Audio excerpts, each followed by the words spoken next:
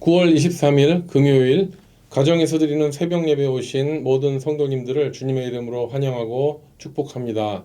오늘도 이 한 예배와 기도 시간을 통해서 주님과 함께 동행하시고 오늘 하루를 넉넉하게 승리하게 되시기를 주님의 이름으로 축원합니다. 이 시간 다 함께 새 찬송가 408장, 구찬송가 466장 나 어느 곳에 있든지를 음원 반주에 맞추어서 함께 찬양하겠습니다.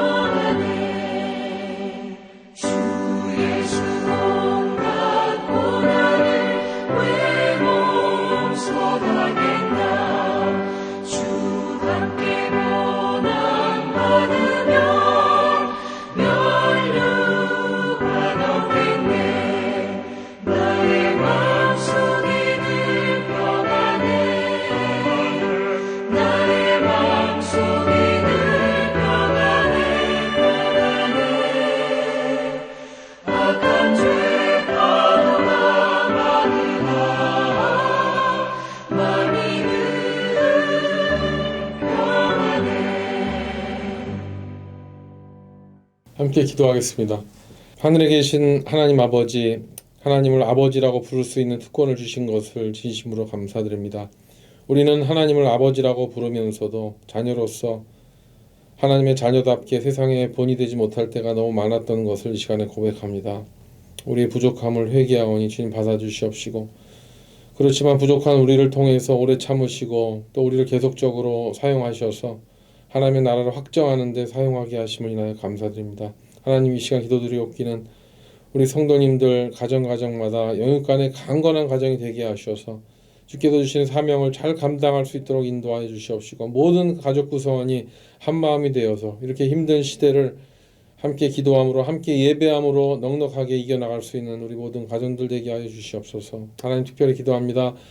우리 ANC 또 자녀들 진로를 놓고 기도합니다. 성령께서 그들의 길을 인도하셔서 그들의 인생에 낭비가 조금도 없도록 하여 주시옵시고, 하루속히 그 모든 자녀들이 성령님을 만나서 성령님의 음성을 듣고 하나님께 순종하는 자녀로 세워질 수 있도록 우리 자녀를 주님께 의탁하오니 주여 그 자녀들을 인도하여 주시옵소서.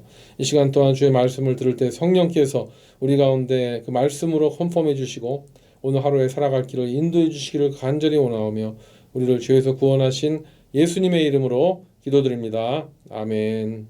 오늘 말씀은 창세기 27장 1절에서 14절까지 말씀입니다. 성경이나 자막을 참조하시고 제가 읽어드리도록 하겠습니다. 이삭이 나이가 많아 눈이 어두워 잘 보지 못하더니 맏아들 에서를 불러 이르되 내 아들아 하매 그가 이르되 내가 여기 있나이다 하니 이삭이 이르되 내가 이제 늙어 어느 날 죽을는지 알지 못하니 그런즉 내 기구 곧 화살통과 활을 가지고 들에 가서 나를 위하여 사냥하여 내가 즐기는 별미를 만들어 내게로 가져와서 먹게 하여 내가 죽기 전에 내 마음껏 내게 축복하게 하라. 이삭이 그의 아들 에서에게 말할 때 리브가가 들었더니 에서가 사냥하여 오려고 들로 나가매 리브가가 그의 아들 야곱에게 말하여 이르되 내 아버지가 내 형 에서에게 말씀하시는 것을 내가 들었으니 이르시기를 나를 위하여 사냥하여 가져다가 별미를 만들어 내가 먹게 하여 죽기 전에 여호와 앞에서 내게 축복하게 하라 하셨으니 그런즉 내 아들아 내 말을 따라 내가 내게 명하는 대로 염소 떼에 가서 거기서 좋은 염소 새끼 2마리를 내게로 가져오면 내가 그것으로 내 아버지를 위하여 그가 즐기시는 별미를 만들리니 내가 그것을 내 아버지께 가져다 드려서 그가 죽기 전에 내게 축복하기 위하여 잡수시게 하라. 야곱이 그 어머니 리브가에게 이르되 내 형 에서는 털이 많은 사람이요 나는 매끈매끈한 사람인즉 아버지께서 나를 만지실진데 내가 아버지의 눈에 속이는 자로 보일지라 복은 고사하고 저주를 받을까 하나이다. 어머니가 그에게 이르되 내 아들아 너의 저주는 내게로 돌리리니 내 말만 따르고 가서 가져오라. 그가 가서 끌어다가 어머니에게로 가져왔더니 그의 어머니가 그의 아버지가 즐기는 별미를 만들었더라. 아멘. 오늘 본문은 기복적인 신앙으로 우리의 삶이 나아갈 때 얼마나 우리가 위험한 가운데 처할 수 있는가에 대한 전형적인 이야기를 다루고 있는 본문입니다. 하나님께 복을 구하는 것은 정말 옳은 신앙인의 자세입니다. 그리고 하나님을 경외하고 하나님께서 복 주시는 자이심을 믿는 것은 분명히 성도가 해야 될 도리입니다. 그러나 그 하나님의 복을 받기 위해서 수단과 방법을 가리지 않게 되면 당장은 그 복을 받은 것 같지만 나중에 그릇된 방법으로 복을 취한 것에 대한 혹독한 대가를 얻게 될 수 있습니다. 그 예가 오늘 이삭과 야곱의 이야기입니다. 오늘 본문은 모자 사기단에 대한 내용입니다. 한 여인이 둘째 아들과 짜고 노령이 되어 앞이 안 보이는 남편과 또 큰아들을 속이고 벌린 엄청난 사기극입니다. 우리는 소위 부부 사기단이라고 해서 부부가 짜고 사기를 치면은요 그 사회에 엄청난 피해를 주는 뉴스를 가끔 듣기는 합니다만 엄마와 아들이 짜고 이 거짓말을 했을 때 이것은 부부 사기단보다 더 악한 일을 벌일 수 있다는 것입니다. 결국 리브가가 아들과 짜고 눈이 먼 남편 이삭을 속인 이 리브가는요 아브라함의 가문을 다 흩어져 버리게 만드는 그런 엄청난 피해를 초래하게 되겠죠. 물론 하나님께서 이 사건을 통해서 이 인간의 죄악으로 파생된 이런 흑역사를 통하여서도 예수 그리스도를 이 가문에 보내시기 위한 희망의 역사로 바꾸시긴 하지만 그 과정이 참으로 이제 피눈물이 나는 그런 역사를 지나야 되지 않겠습니까? 하나님은 인간의 죄와 허물을 통해서도 구속사를 이루는 것에 탁월하신 분이시기 때문에 그렇습니다. 나중에 야곱에게 속임을 당해 장자의 축복을 빼앗긴 에서의 자손들이 에돔 족속이 되어서 끝까지 이스라엘 민족을 괴롭히는 그 흑역사를 만든 걸 보면요 더욱 그런 것 같습니다. 근데 우리가 방금 읽었지만 이 본문 가운데 몇 가지 의문이 들어오는 게 있었습니다. 아니 남편이 아무리 눈이 잘 안 보이기로써니 리브가는 어떻게 그렇게 담대하고 뻔뻔하게 자기 남편 이삭을 속일 생각을 했을 수 있을까? 그리고 이 리브가는 어떻게 그 아들 야곱에게 이런 악한 일을 하자고 선동할 수가 있었을까? 그리고 또 야곱은 또 엄마 말을 그대로 듣고 겁 없이 겁은 좀 있었지만 아버지 이삭에게 거짓말을 할 수 있게 되었을까라는 생각이 들었습니다.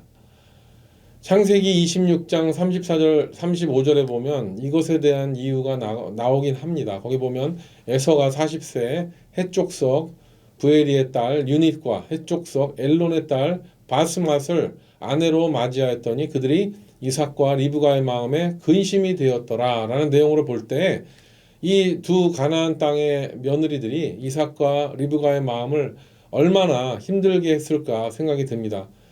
그렇지만 그렇다고 해서 이런 이유로 장자 에서를 그 둘째 아들인 야곱과 짜고 그 야곱을 축복하게 만들겠다는 그것을 리브가가 공모했다는 것은 이것은 참으로 위험한 행동이 아닐 수가 없었습니다. 이렇게 거짓을 행하고 앞뒤를 보지 않고 축복을 가로채겠다는 것은요, 하나님 앞과 이삭과 에서에게 죄를 지은 일은 확실합니다.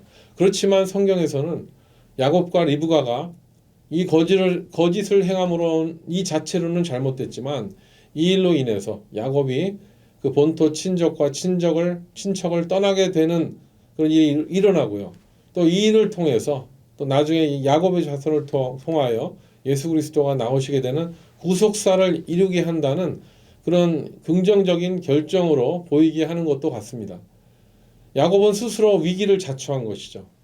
그래서 그 위기를 해결하기 위해서 정든 가정을 떠났을 때 하나님께서는 이 야곱을 믿음의 계보의 조상으로 선택하신 것입니다. 그렇지만 반대로 가나안 땅의 현실에 안주하고 이 에서를 얘기합니다. 사냥이나 하러 돌아다니고 또 아내를 선택하는 것도 부모님과 상의함이 하나도 없이 그냥 쉬운 방법으로 눈에 좋게 보이는 가나안 땅 여인을 하나도 아닌 둘씩이나 택해서 이삭과 리브가의 마음을 근심하게 했다는 것이 이 일을 통해서 에서는 어떻게 보면 믿음의 계보에서 스스로 탈퇴하게 된 것 같습니다. 어떻게 이 가문 안에 이런 일이 일어날 수 있을까 했을 때 이 원인은 무엇입니까? 그것은 바로 이삭의 그 가정 안에 있는 잘못된 신앙 교육 때문에 그렇다고 볼 수가 있습니다.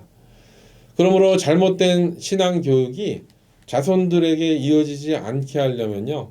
그래서 건강한 믿음의 가정이 되려면 오늘 본문을 통하여 주시는 다음 세 가지 것을 명심해야 할 것입니다. 첫째로 건강한 믿음의 가정에는요. 편애가 없어야 됩니다. 오늘 본문에서 시작되는 그 아브라함 가문의 비극이 뭡니까? 이것은 바로 이삭이 에서를 편애했기 때문입니다. 그것으로 시작이 됐습니다. 에서와 야곱은 같은 날 태어난 쌍둥이입니다. 에서가 좀 먼저 태어났지만 그래서 이삭은 그렇지만 먼저 태어난 장남 에서를 지나치게 편애했고요. 그 남자다움에 매료되었고 그리고 반대로 리브가는 항상 자기 편을 들어줬던 야곱을 편애했던 것 같습니다. 이 편애가 이 가정의 불행을 초래한 것이죠. 우리 한국 사회도 보면은요, 우리 많은 유교의 영향을 받아서 어떻습니까? 가부장제 사회로 장자가 주도하는 그런 구조였었는데 지금 어떻게 됩니까? 우리 딸 가진 부모님들이 더 떵떵거리시고 딸들도 효도를 많이 하고 그렇습니다.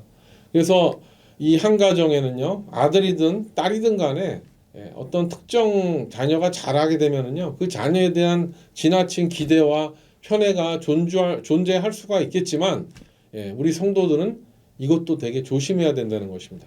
왜 그러냐면은 자녀를 편애할 때 이것이 자녀들의 기억에 예리하게 남게 될 것이고 그 일은 결국 훗날 자녀들을 분리시킬 것이라는 것이죠. 그래서 우리가 예수 그리스도를 주로 고백할 때 우리 모든 성도들 절대로 자녀들 편애하지 않게 되기를 주님의 이름으로 축원합니다. 이렇게 부모님이 자녀를 편애하면은요, 자녀들도 부모를 편애합니다. 아빠를 더 좋아하기도 하고 엄마를 더 좋아하기도 하고 이것이 참으로 문제가 되는 것이죠. 그래서 이 이삭과 리브가와 같이 어떻게 됩니까? 그 두 자녀밖에 없는데 내 편, 네 편을 나누게 되는 것이죠. 저도 가끔 제 아내랑 얘기하다 보면은요, 아내가 저에게 묻습니다. 당신은 내 편이야? 누구 편이야? 이런 말을 할 때가 있는데 여러분 남편은 남의 편이지 않습니까? 그래서 하여튼 남편이 아내의 말을 잘 들어야 됩니다. 그러므로 가정 안에 편이 갈라지지 않도록 우리는 가정 안에 편애가 없고 올바른 신앙 교육이 있어야 되는 줄 믿습니다. 두 번째로 성도는 하나님께 복을 구하되 올바르게 복을 구해야 됩니다. 여러분, 올바르게 복을 구하여야 된다는 것이 무엇입니까? 이 말이 감히 바로 오지 않는다면은요, 올바르지 않게 잘못되게 복을 구하는 것을 우리가 경계하면 됩니다. 이게 뭡니까? 바로 하나님께 복을 받겠다고 말이죠. 모든 수단과 방법을 가리지 않는 그 자세에는, 그 방법은 위험하다는 것입니다. 우리 한때 한국교회가 그랬습니다. 한국교회가 외적으로 엄청나게 성장을 하고요. 또 교회마다 교인들이 넘쳐나고 그럴 때요. 이 교인들을 또 잘 또 돌보고 관리하고 또 유지하기 위해서, 건축하기 위해서 헌금을 매우 강조했던 때가 있었습니다. 그래서 교회는요, 교인들이 어떻게 해서라도 수단과 방법을 가리지 않고 돈을 갖고 오는 것에 대해서는 관심이 많았는데요. 그것을 어떻게 가져오게 되었는가에 대한 개의하지를 않았습니다. 그래서 교회에서 그저 헌금을 많이 하고 그렇게 한 사람들은 하나님의 축복을 받은 사람이라고 칭찬해 줬고요. 그렇지 않고 가난하고 그런 사람들은요, 아직 축복을 못 받은 사람 같이 그렇게 취급하는 아주 무서운 죄를 하나님 앞에 지었습니다.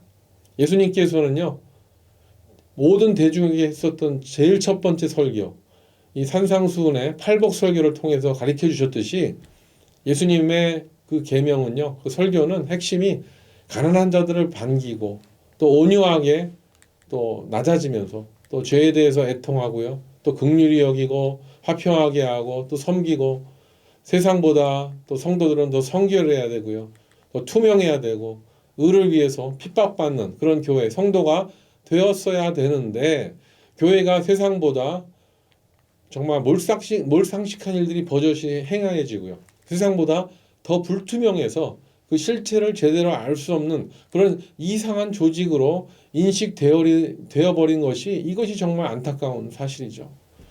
그러니 정말 세상의 언론이나 또 이단들이나 정말 바로 이때다 하면서 얼마나 정말 더 지능적으로 난리를 치고요, 또 우리 믿음이 연약한 성도들을 또 꿰어 끌어들여서 그들이 가고 있는 지옥불을 향해서 그들을 함께 끌고 가고 있는 이런 상황인 것이죠. 이것은 모두 뭡니까? 하나님께서 나의 하나님이라는 것이 그저 나의 소원을 이루어주고 내가 바라는 것들을 채워주는, 마치 그 알라딘 램프의 그 지니 같은 존재, 이런 정도로 생각하는 이 신앙은 바로 잘못된 신앙이라는 것이죠. 그렇게 정말 수단과 방법을 가리지 않고 내가 갖기 원하는 것을 갖고 받으려는 이런 신앙은 바로, 그런 신앙은 무너질 수밖에 없다는 것입니다. 그리고 세 번째로, 성도의 가정은 계속해서 육적인 것을 초월해서 영적인 것을 추구해야 됩니다. 여러분, 가정이 그냥 뭐 식욕이나 또 보호욕이나 또 성욕이나 이런 어떤 그저 동물적인 욕구를 채워주는 집단으로 끝난다면은요, 어떻게 됩니까? 그 가정은 그 필요가 없어질 때 다 흩어지고 말게 됩니다. 지금 이삭은 어떻습니까? 이삭은 그냥 자기가 별미로 하는 그 들짐승, 에서가 잡아온 그 들짐승으로 자기의 그런 미각을, 식욕을 채우려 했다가 오늘 이 사건으로 다 잃어버리지 않습니까?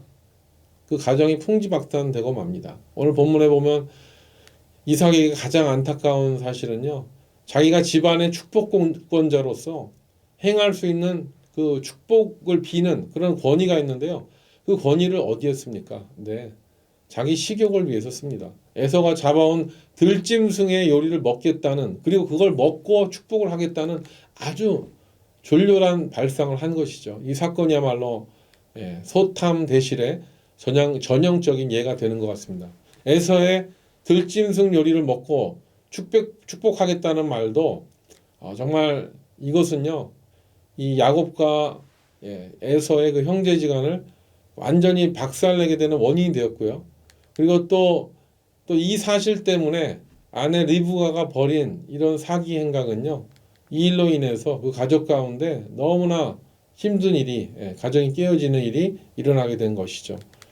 이삭이 만약에 정상적인 집안에 권위 있는, 그 권위가 제대로 세워진 아버지라면은요, 아마도 형을 속이려는 야곱을 초달했을 것입니다. 그리고 형에게 잘못을 빌게 했을 것입니다. 그리고 자기를 속인 리브가를 나무래고요. 책임을 물었을 것입니다. 그리고 장자 에서를 다시 세워서 가문의 위상을 제대로 고쳐야 했지만 이삭은 정작 평소에 아내 리브가와도 제대로 깊은 대화를 못했습니다. 그리고 또 그 가정 안에 위기를 해결할 수 있는 그런 영적 권한도 없었습니다. 그리고 이삭은 2명밖에 없는 두 아들과도요 깊은 대화나 교제가 없었던 것 같습니다. 저도 3 자녀가 있지만 정말 오늘 말씀을 통하여 제가 정신이 차려집니다. 또 이 2 아들을 가진 아빠로서 정말 자녀와 대화가 단절되는 것만큼 그렇게 위험한 것이 없다는 것을 다시 한번 생각하게 됩니다. 오늘 이 본문이 이 별미 사건, 이런 어떤 그 집안에 이 식욕으로 파생된 어떤 동물적인 모습을 적나라하게 보여주는 사건인데요. 이렇게 가정 구성원 가운데 대화가 사라지고 갈등이 해결되지 않는다면요, 그것은 너무나 많은 안 좋은 결과들을 많이 파생하게 됩니다. 이 별미 사건으로 이삭 부부는 장자는 장자대로 이뤄보지 않습니까? 에서는 가나안 여자 2 여자 또 이스마엘의 집안의 여자를 얻고 결국은 나중에 집을 나가게 됩니다. 그래서 에돔 족속이 되죠. 그리고 야곱은 형에게 맞아 죽을까 봐 가출해서 거의 나중에 20년 뒤에 돌아왔지만 아버지 이삭을 제대로 모시고 살았다는 기록은 없는 것 같습니다. 믿음의 가정이 먹고 마시는 것이 그 삶의 가족의 존재 목적이 된다면요, 이 세상에 안 믿는 가족과 다를 바가 뭐가 있겠습니까? 그렇기 때문에 우리는요, 어렵더라도 계속해서 가정 안에서 제단을 세우고요, 우리 모든 각자 구성원들이 여호와 하나님을 불러야 됩니다. 하나님은 예배자의 가정을 찾으십니다. 하나님께서는 장자 에서가 아닌 야곱을 예수 그리스도의 믿음의 계보로 선택하셨고요. 야곱은 비록 아버지의 형을 속여 축복을 받아내는 죄를 지었지만 하나님은 이렇게 하나님 앞에 제단을 쌓는 야곱을 더 귀하게 여기셨습니다. 하나님은 팥죽 한 그릇으로 장자의 명분을 이렇게 팔아버린 경솔한 에서의 믿음보다는 자기의 생명을 걸더라도 하나님의 축복을 받으려 했었던 야곱을 선택하신 것입니다. 하나님은 아브라함의 첫 아들 이스마엘이 아니고 이삭을 선택하셨고요. 또 에서가 아닌 차자 야곱을 선택하셨고요. 나중에 야곱의 아들들 중에 11번째인 요셉을 통하여 또 그 가문이 살아나게 됐고요. 또 나중에 또 어떻게 됩니까? 다윗의 수많은 왕자들이 있지만 그 모든 형들을 제외하고 막내 솔로몬이 택하여진 것도 그렇습니다. 하나님은 아무리 죄가 많고 연약한 자손이라 할지라도 하나님 앞에 자기 부족함을 고백하고 하나님을 바라보고 하나님의 이름을 부를 때, 하나님의 도움 없이는 살아갈 수 없다고 이야기할 때 하나님은 이 사람을 선택하시는 줄 믿습니다. 이것이 우리에게 주시는 복음입니다. 우리는 정말 연약하지 않습니까? 계속적으로 반복적인 죄를 지음에도 불구하고 매일 뻔뻔하게 하나님께 기도하면서 살아가고 있지만 그래도 하나님의 이름을 부르면서 우리를 살려주십시오, 우리를 도와주십시오 라고 나아가는 것이 아니겠습니까? 하나님은 이런 믿음을 귀하게 여기십니다. 그러므로 이 시대를 살아가는 믿음의 가장들은요, 정말 정신을 차리고 온전하게 서야 됩니다. 그리고 나와 우리 가족만의 이익을 위해서 수단과 방법을 가리지 않고 그것이 하나님께 받은 복이라고 착각하지 말아야 됩니다. 그리고 성도의 가정은요, 이런 육적인 욕구만을 채워주는 동물적인 집단이 되어서는 안 됩니다. 하나님께 예배하고 하나님을 찾는 영적인 가정이 되어야 됩니다. 그렇지만 하나님께서는 우리가 또 그렇게 하지 못해 넘어진다 할지라도 하나님의 원대한 구원 계획을 이루시기 위해서 우리의 실수도 선용하시고 또 고치시고 인도하시는 분이시기 때문에 우리가 부족하지만 또 계속적으로 하나님의 도우심으로 살아가게 되는 줄 믿습니다. 오늘 하루를 사실 때도요, 여러분들의 부족한 모든 것들을 주님께 내어놓고 내가 때로는 야곱과 같이 이삭과 같이 아브라함과 같이 정말 하나님 앞에 많은 잘못된 결정과 실수로 또 하나님의 일을 그르칠 때가 있지만 하나님 나를 도와주시옵소서, 그렇게 기도하며 나아갈 때 하나님께서는 우리를 통하여 또 모든 인류의 구원, 복음 증거의 사명을 감당하게 하실 줄 믿습니다. 그런 귀한 사역에 쓰임 받는 저와 여러분 되시기를 주님의 이름으로 축원합니다. 함께 기도하겠습니다. 하나님 아버지, 우리는 정말 야곱과 같이, 정말 이삭과 같이 참으로 주님 보실 때 우리의 가정도 육신적인 것을 채워주는 가정으로 생각하고 경건한 가정으로 온전히 이루지 못할 때가 너무나도 많았던 것을 고백합니다. 하나님, 우리의 가족의 이익을 위해서라면 그 어떤 것을 희생을 내 것이라고 여기고 또 잘못되게 구한 것도 정말 회개하지 않고 정말 주님 보시기에 가증한 우리의 모습을 다시 한번 고백합니다. 하나님, 우리가 주님께 복을 구하되 먼저 그의 나라와 의를 구하며 우리를 위하여 잘못되게 구했던 것이 있다면 다시 한번 기도하면서 우리가 올바른 방향으로 주님께 구하며 또 그 받은 복을 누릴 수 있는 우리 모든 성도들 되게 하여 주시옵소서.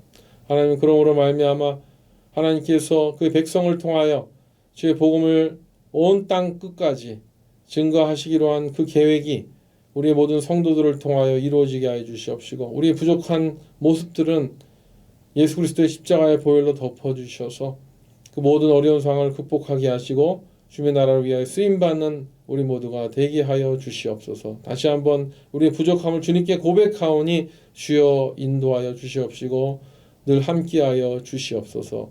예수님의 이름으로 기도드립니다. 아멘. 예, 이제 각자 기도하는 시간입니다. 오늘도 승리하는 하루 되시기를 바라겠습니다. 화이팅입니다.